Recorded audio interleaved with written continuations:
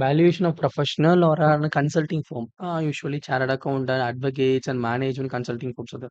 The valuation experts look at the firm's historic data to compare it with industry, the key performance indicators, and benchmark. Further, they compare the company against a competitor. Okay, this is valuation. Yeah, they will compare the company with the various company, and they come and see the benchmark, and they will see whether valuation is right or not, such a thing.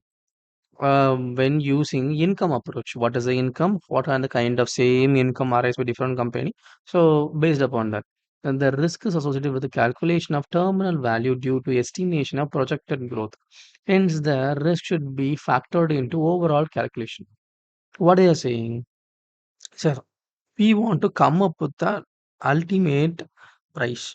That price should also include the growth, and that not only the overall calculation should be factored to the current date. If it is all been done, and the risk should be reduced to very low level. This is how you should do valuation.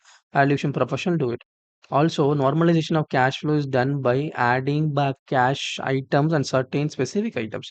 So when you are for doing cash flows, that is cash in and cash out is no issue, but cash in should be realistic cash inflow. It should not be an imaginary, unrealistic cash. It's that is bad to the company's name.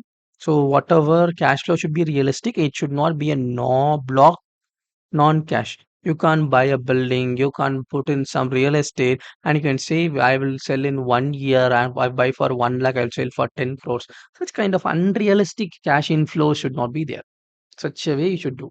And which might not apply to new firms. So the valuation usually can't come to new firm. There should be minimum for SEBI for valuation they say 3 years minimum should be there, and 25 percentage profit should be there, and 100 okay 10 crores net worth should be there. These are the minimum criteria given by SEBI for listing. Such kind of minimum years are required to go for valuation as per the valuation rules.